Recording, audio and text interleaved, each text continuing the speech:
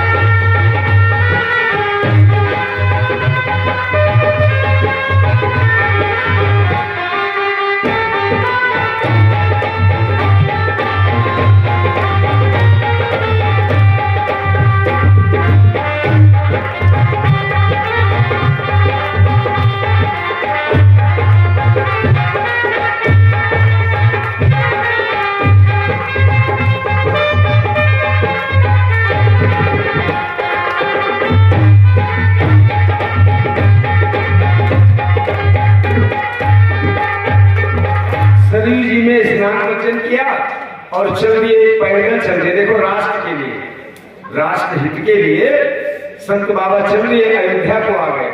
जब अयोध्या को आए तो चक्रवर्ती सम्राट राज राजेश्वर महाराज दशरथ जी को जब ज्ञात हुआ तो महाराज ने मुनिवर के स्वागत के लिए देखो क्या व्यवस्था की। लोग डरते हैं जब कोई साधु ऋषि महात्मा आ जाता है तो यहाँ तक है लोग कह देते बाबा से कह दो है नहीं घर तो ऐसे। हाँ, पता नहीं कौन सा काम बता दो। महाराज दशरथ ने जब सुना कि गांधी के पुत्र विश्वामित्र जी आए हैं तो अंदर से बड़े खुश हो गए और वैसे आए स्वागत करने के लिए। अच्छा, खुश जाते किसलिए? खुश इसलिए है कि विश्वामित्र जी क्या है? संत।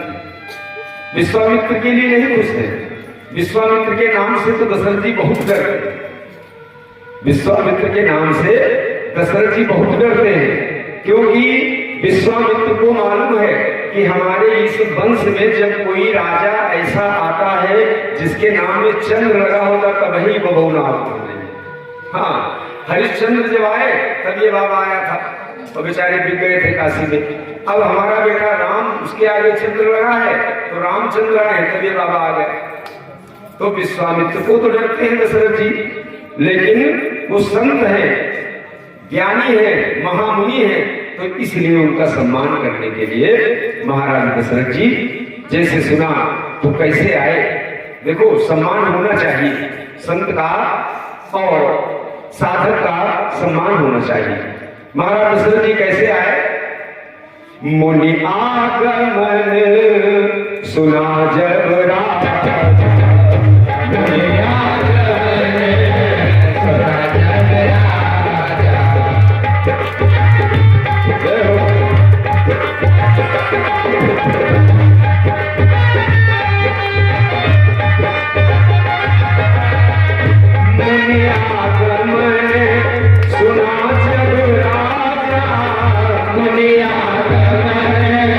सुना जब राजा, मिलते गयो ले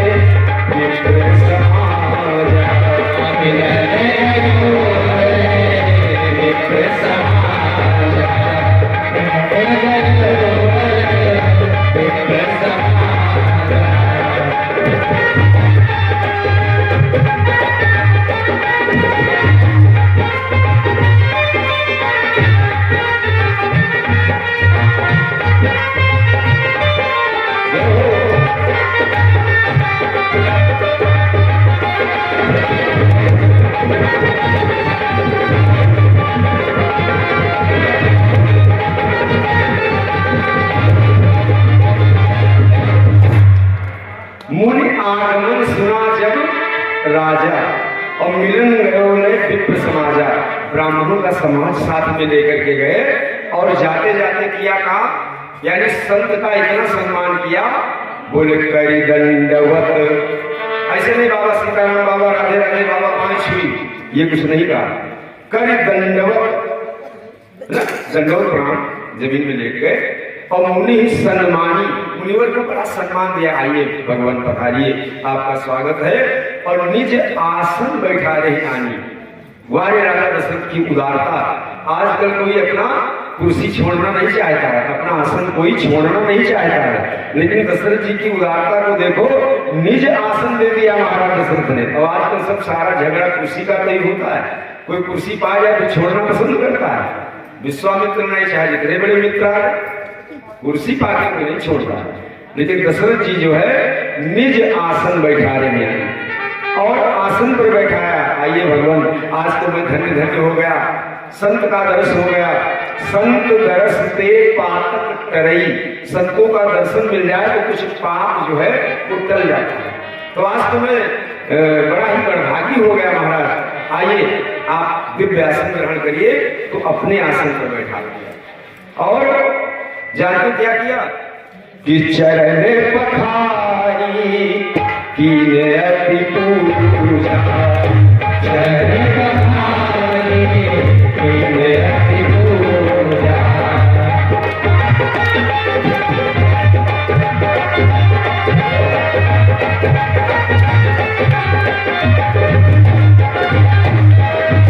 चरण पखारी, चलिए चरणों को धोने लगे।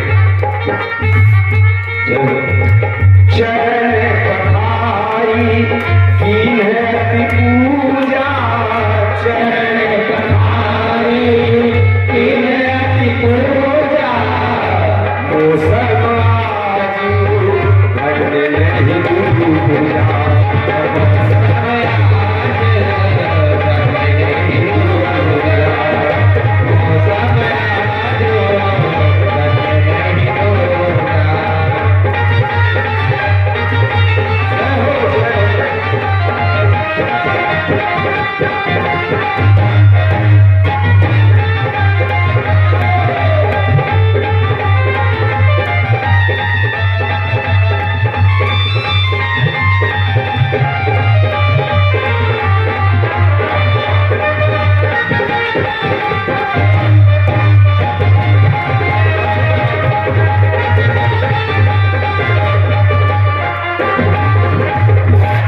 चरण पखारी कीन अत पूजा। बाबा को अपना आसन दिया और परात लाए बढ़िया, उसमें जल से चरणों को धोया, फिर फूलों की माला समर्पित किया, तिलक लगाया, चंदन बंदन किया, आरती किया और अपने को बड़ा आज सौभाग्यशाली किया। आज तो मेरे समान दुनिया में कोई सौभाग्यशाली नहीं। दशरथ जी अपने भाग्य की सराहना करने लगे, लेकिन विश्वामित्र बाबा की आंखें सब चढ़ी चढ़ी आंखें। हम दशरथ जी सोचते हैं भगवान, हमने ब्राह्मणों को ले जाकर के इनका सम्मान भी किया और इनको अपने आसन पर भी बैठाया, उसके बाद इनकी पूजा भी किया, लेकिन बाबा की त्योरी तब भी तनी हुई है, बाबा इस कर्ण बनने का हेतु है। दशरथ जी सोचते हैं अब तो इतने में बाबा को प्रसन्न हो जाना चाहिए था। वही पड़ोस में दो वशिष्ठ बाबा बैठे थे थोड़ा हटके, तो वशिष्ठ बाबा के पास में दशरथ जी गए, गुरु को प्रणाम किया, बोले गुरु जी विश्वामित्र आए। अच्छा, विश्वामित्र और वशिष्ठ का जो है वो बहुत पुराना वैर था। विश्वामित्र के कई बच्चों का शीश विश्वामित्र को, वशिष्ठ जी के लड़कों के खोपड़ियां काट दी थी इन्होंने। हाँ, बहुत इनका पुराना वैर था। अब वो अलग बैठे, वो अलग बैठे, लेकिन हुआ क्या, दशरथ जी महाराज गए और बोले गुरु बाबा विश्वामित्र आए। गुरु बाबा बोले तो खिलाओ खिलाओ, क्या किया उनके साथ में? बोले बाबा क्या करें, उनकी तो आंखें देख लो तो जड़ाए आ जाती है अंदर से, बुखार जैसा लगता है, इतना डर हमको लगता है बाबा को देख करके, बड़ा भयानक भव्य चेहरा, आंखें बिल्कुल लाल लाल अंगारा बरसा रही है। तो फिर किया क्या आपने?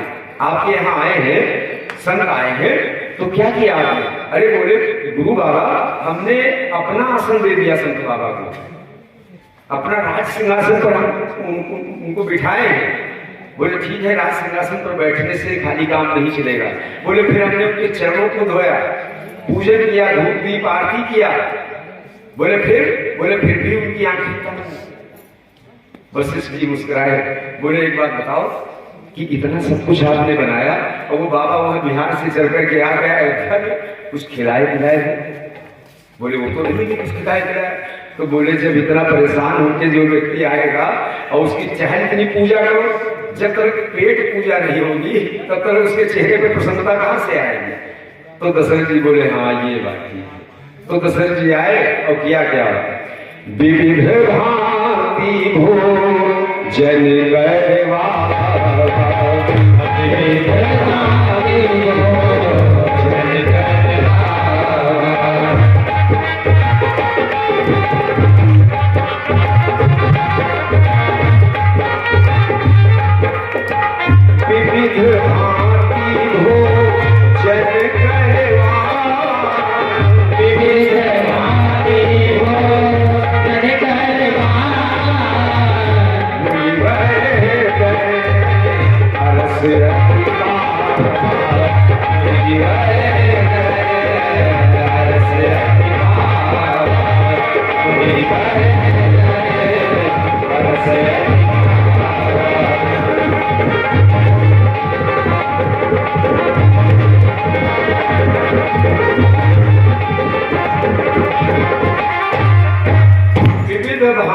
भोजन करवा, और जैसे बाबा को सुंदर सुंदर भोजन मिला, बाबा का चेहरा जो है खिल गया।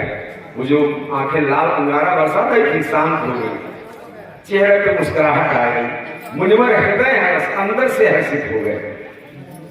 तो फिर आज जब प्रसन्न देखा विश्वामित्र को, तो महाराज दशरथ ने तुरंत अपने पुत्रों को बुलाया और बोले बाबा का आशीर्वाद ले लो, संत भगवान आए हैं और बच्चों बाबा का आशीर्वाद ले लो। चारों बच्चों को चरणों में डाल दिया, आशीर्वाद प्राप्त हुआ और फिर बोले। देखो कुछ लोगों की आदत होती है, उनके दरवाजे पर कोई इष्ट मित्र आ जाए, रिश्तेदार सगा संबंधी आ जाए, काफी दूर से चलकर आया है, कोई 40 किलोमीटर से, कोई 50 किलोमीटर से, है ना, तो आते आते लोग पूछ लेते हैं किस लिए आए? अरे कम से कम उसको बैठाओ थोड़ा, है ना, श्रमित होकर के आया है, वो थोड़ा शांत करो, उसको कुछ जलपान दो उसको, उसके बाद पूछो। अब एकदम से उससे पूछने लगते हैं, तो महाराज ने इतनी व्यवस्था किया, उसके बाद में अब जो है पूछते हैं। भगवान प्रसाद ये दादाजी के द्वारा दान हुआ है और भगवान इनका कल्याण करें, नमक भंडार भरे। प्रेम से बोलो भगवान की जय हो। थोड़ा धीरे बोलो। प्रेम से बोलो राम जी महाराज की। बताओ कथा भूल गई कोई सेक्शन, ये कहा है कथा सुनत रहे हो कोई ना? सीता बात है नारायण नगर में। चलो ठीक है। प्रेम से भगवान की। तो बाबा विश्वामित्र अब पूछने लगे, बाबा विश्वामित्र से राजा दशरथ जी अब पूछने लगे।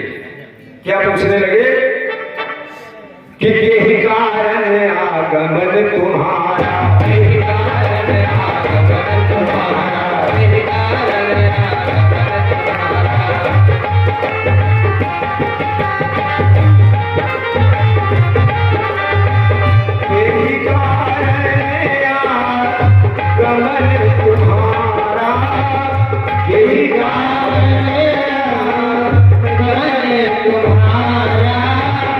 यही कारण गमन तुम्हारा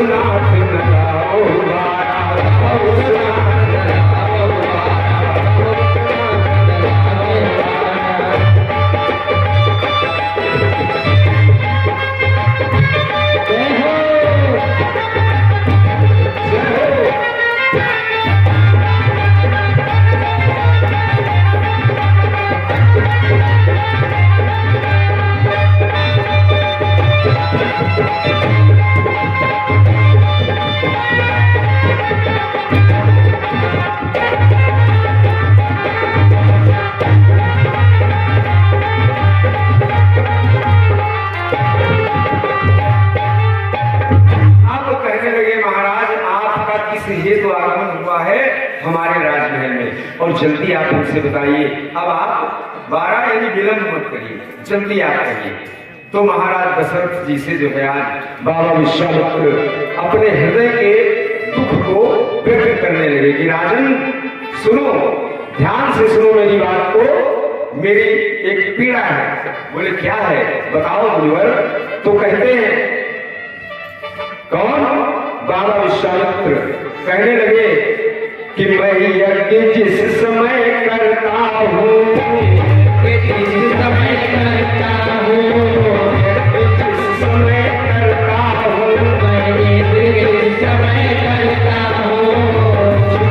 जिस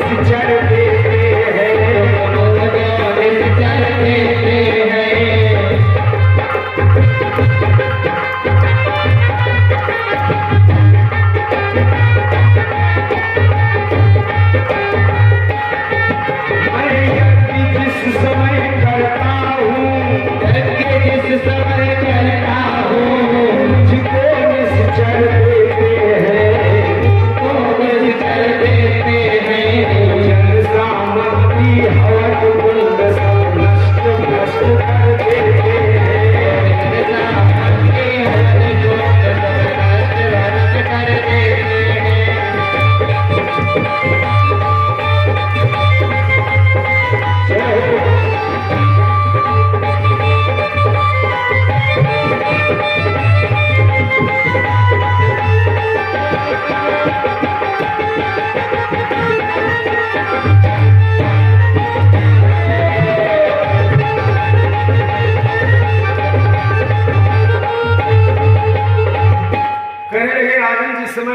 करता हूं तो निशाचर हमको बहुत त्रास देते हैं, बहुत पीड़ा देते हैं। जो कुछ व्यवस्था हम लेकर के बैठते हैं, फूल पत्र जितनी व्यवस्था वो सब नष्ट भ्रष्ट कर देते हैं। कोई फूल फेंक देता है, कोई हवन की सामग्री फेंक देता है, कोई हवन कुंड में जो है गंदी गंदी वस्तुएं डाल देता है। तो राजन मैं बहुत परेशान हूं। तो राजा दशरथ कहने लगे सरकार मैं चलूं, आप आज्ञा करिए, मैं चलने को तैयार हूं, अपनी सेना लेकर के चलूं या कहो तो अकेले चलूं। विश्वामित्र बाबा बोले नहीं बन पाए, आपके जाने से राजन नहीं बनेगा। दशरथ जी बोले मैंने तो बड़े बड़े युद्ध जीते हैं, ये हल्के निशाचर हैं, आप कहते हो आपसे नहीं बनेगा। बोले नहीं, मेरा तात्पर्य ही दूसरा है। बोले क्या? बोले आप यदि देना ही चाहते हैं और हम आपके पास में मांगने के लिए आए हैं तो आप क्या करें, जो वस्तु हम मांग रहे हैं वो आप हमको दीजिए। बोले बताइए महाराज। तो बाबा विश्वामित्र कहते हैं अनुज समेत देहु रघुनाथ, अनुज समेत देहु रघुनाथ,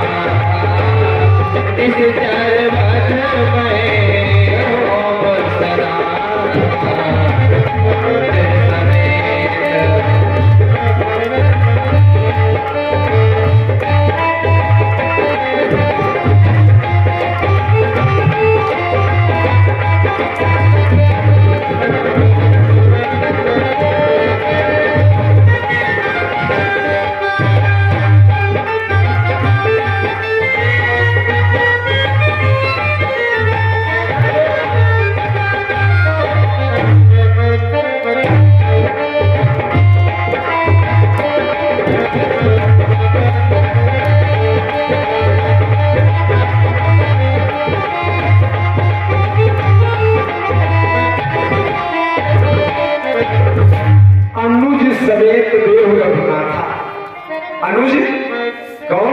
लक्ष्मण, क्योंकि उस शेष के अवतार है, काल तत्व है। विश्वामित्र को राम से काम नहीं चलने वाला है। बोले राम जो है अकेले नहीं काम चल पाएगा, एक साथ में काल तत्व भी होना जरूरी है। लक्ष्मण जो है ये काल तत्व है, तो लक्ष्मण जो है मारेंगे और राम जी उनको तारेंगे। ये संतों का ध्येय है। अगर संत की जगह पर कोई दूसरा होगा बस उसको मरना है केवल, बाकी कोई काम नहीं। लेकिन संत का भाव क्या है कि मरे भी और साथ में तर भी जाए। तो बोले हमको दोनों की जरूरत है।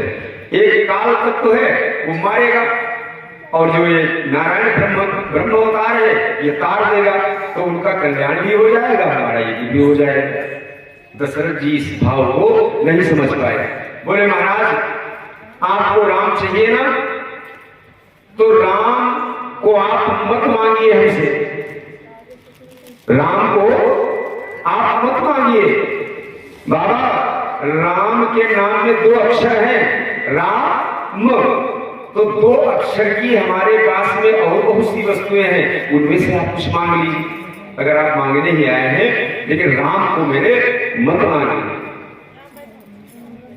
2 अक्षर की चीजें गिनाई किसने? दशरथ जी ने बाबा विश्वामित्र को। बोले अगर आप देना चाहे, आपको चाहिए 2 अक्षर की चीजें, तो राम को छोड़ करके और ले लीजिए। बोले क्या? देह प्राण दे, देह अपना शरीर है ना, देह में 2 अक्षर है और प्राण में 2 अक्षर है।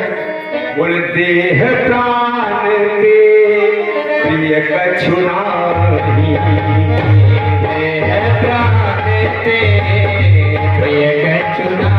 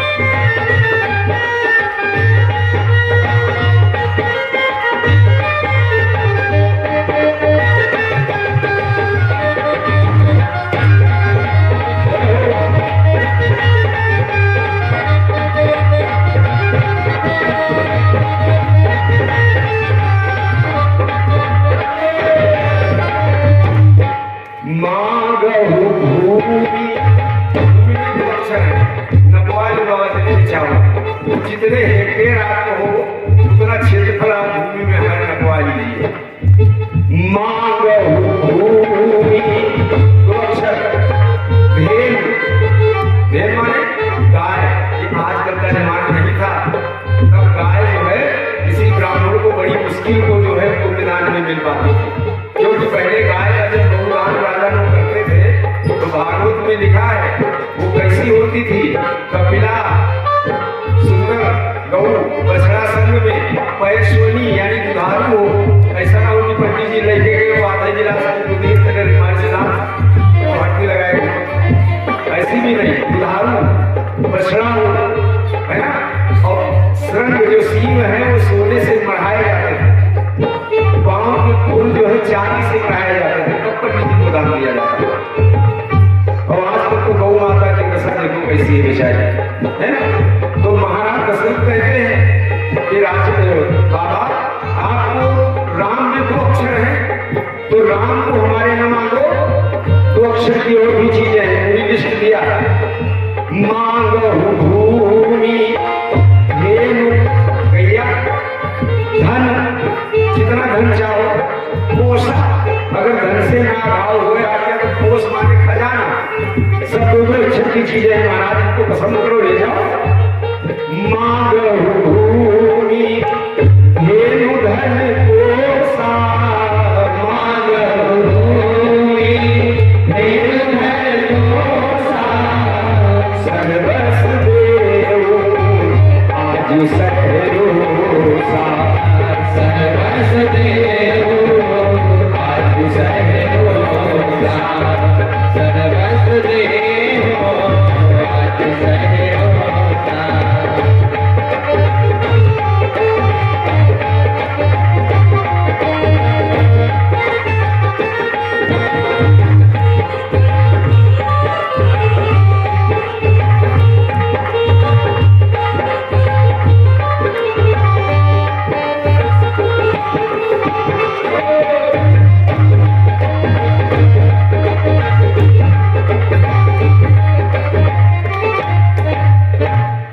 अरे बाबा आप मांगिए, धेनु मांग लो, गैया मांग लो, धन मांग लो, कोसा एक खजाना ले लो, सर्वस्व देव आज सहरसा। और महाराज देह, ये देह की कितनी सुरक्षा सब करते हैं। देह से भी प्यारा कुछ होगा और प्राण से भी प्यारा कुछ होगा। तो कहने लगे महाराज आप मेरा देह ले लीजिए, मेरा शरीर आपको समर्पित है, आप ले लीजिए कि मेरे राम को मत मांगिए। देह प्राण देते कुछ नहीं है ना, प्राण से भी ज्यादा कुछ प्यारा होता है, आप ले लीजिए। सर्वस्व निमिष एक माही, निमिष जानते हो, निमिष जो आपके घंटा मिनट सेकंड होते हैं ना, तो ऐसे ये समय की इकाई है। पलक को झपको और खुल जाए, बस वो निमिष है। इतने में मैं आपको दे दूंगा, 10 20 50 मिनट में नहीं, रजिस्ट्री पलक झपकते होगी महाराज। आप मांग करके तो देखो, तो ये 2 अक्षर वाली चीजें। बाबा बोले इनको हम क्या करेंगे राजा? अरे हम भी क्षत्रिय राजा राज के पुत्र हैं, हमारी बहुत बड़ा हमारा राज्य था, हमारे पास में ये सब बहुत था, लेकिन राम नहीं थे। ये जितना आपका अल्लाह बल्ला है ये सब हमारे पिताजी के भी पास में था, लेकिन हमने सब कुछ त्याग दिया है राम को पाने के लिए। और एक जो है इधर राम हमसे न चले जाए तो सब कुछ छोड़ने के लिए तैयार है। राजा दशरथ राम मेरे मुझसे अलग ना हो, मेरा सब कुछ छूट जाए। और एक उधर बाबा कि हमने राम के लिए सब कुछ छोड़ दिया है पहले से, ये नहीं बन पाएगा, हमको राम चाहिए। तो महाराज दशरथ कहने लगे बाबा लगता है मानेंगे नहीं। सुनो बाबा, कहने लगे कि सब सुत मोहि प्राण की नाई।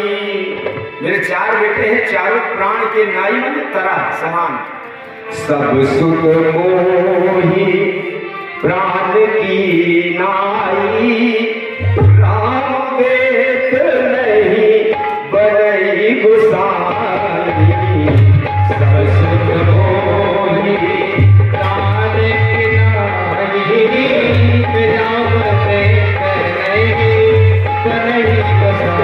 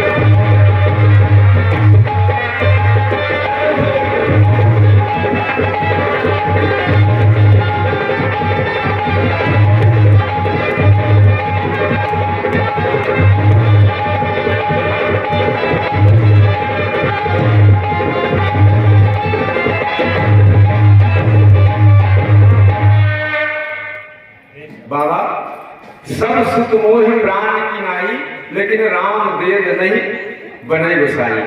अच्छा अब आप सोचो कि भरत भी प्राण के समान है, लक्ष्मण भी प्राण के समान है, शत्रुघ्न भी प्राण के समान है, और राम भी चारों प्राण के समान है। जब तो दशरथ जी को कहना चाहिए था कि चारों वेद नहीं बने गोसाई, भेदभाव है कि क्यों आ गए? राम को देख नहीं बने गोसाई, वो प्राणों से प्यारे और भी है, उनका ले जाओ, कोनो बात नहीं। यहां पर दशरथ जी की एक व्यवस्था है। दशरथ जी विवश है आज। क्यों विवश क्यों है? दशरथ जी का जो अधिकार है वो राम पर नहीं। दशरथ जी अधिकार राम पर नहीं कर सकते हैं। भरत पर उनका अधिकार है, लक्ष्मण पर उनका अधिकार है, शत्रुघ्न पर उनका अधिकार है, लेकिन राम जी के ऊपर दशरथ जी का अधिकार नहीं। बोले फिर अधिकार, इसका अधिकारी कौन है? एक बार ये देवता और असुरों का संग्राम हुआ, बहुत बड़ा युद्ध हुआ, पता नहीं कितने देवताओं को राक्षसों ने मार डाला।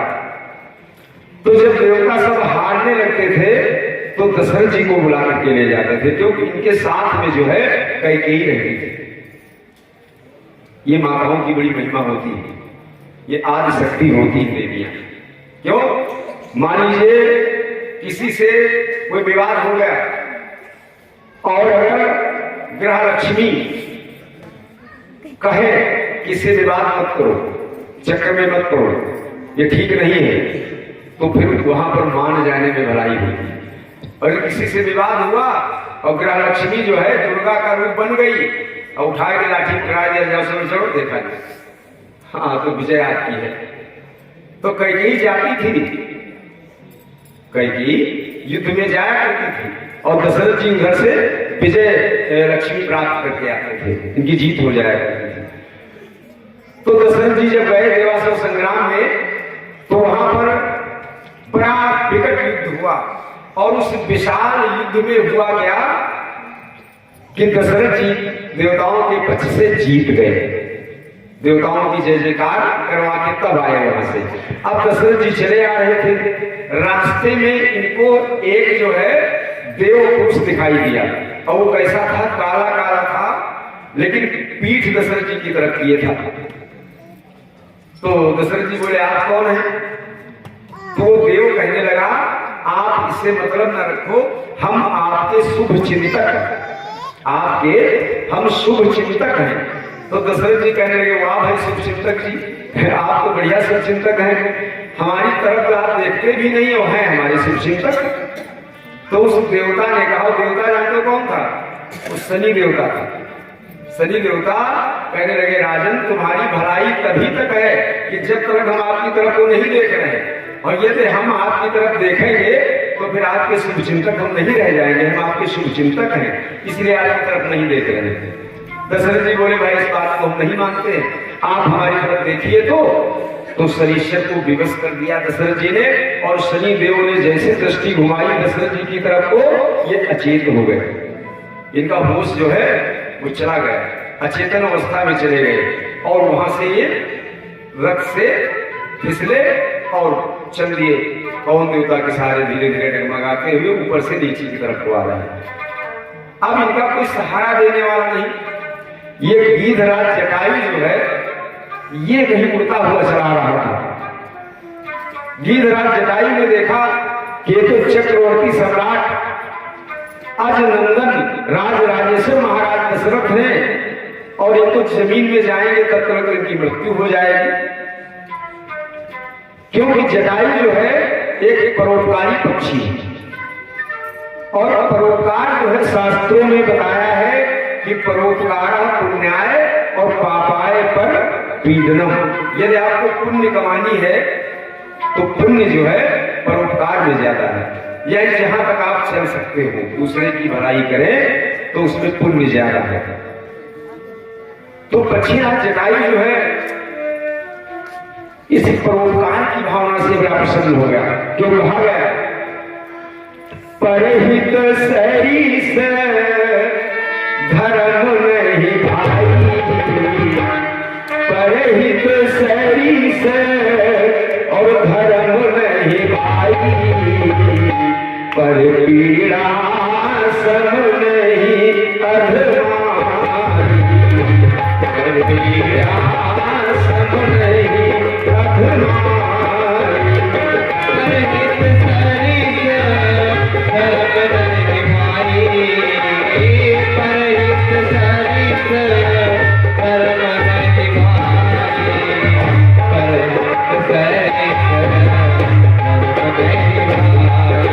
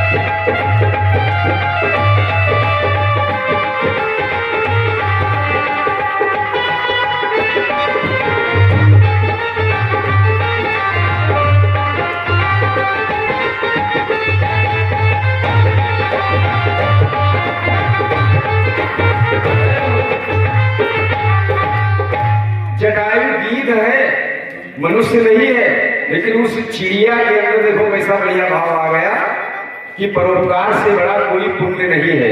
और पक्षीराज जटायु उड़ते उड़ते आए और दशरथ जी को अपनी पीठ पर ले लिया और आराम से धीरे धीरे उतार करके धरती मैया के ऊपर उनको लिटाया आकर के। और बड़े बड़े पंख थे जटायु राज के, तो पंखों से खूब हवा किया। और उसके पास में कोई पंखा तो था नहीं, यहाँ था जो जल छिड़कता और हाथ का पंखा चलाता, यही पंख थे भगवान के दिए हुए। तो इनको ऐसे ऐसे करता रहा और दशरथ जी को धीरे धीरे होश आ धीरे धीरे दशरथ जी होश में आ गए और बोले भैया आप कौन है? पक्षीराज। तो बोले हम जटायु हैं।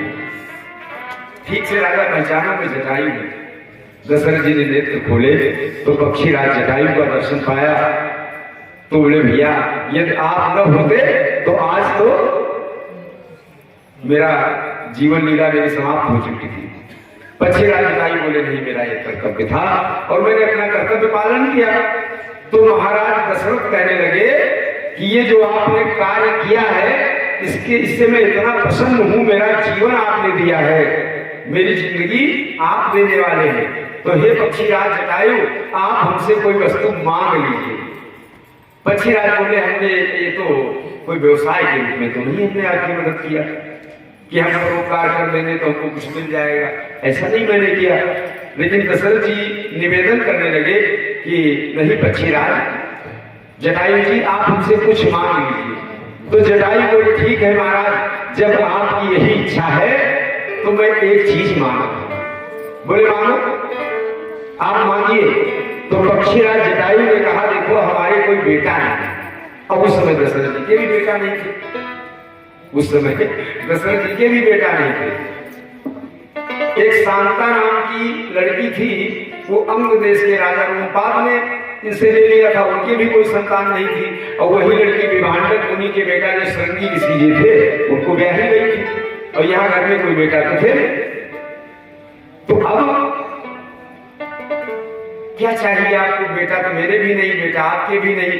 बोले आपके भी नहीं, मेरे भी नहीं। दशरथ जी से कहा जब आपको भगवान बेटा दे, जैसे आपको बेटा दे तो वो बेटे को आप हमारे अधिकार में दे देना, यानी हमारा बेटा वो हो जाएगा।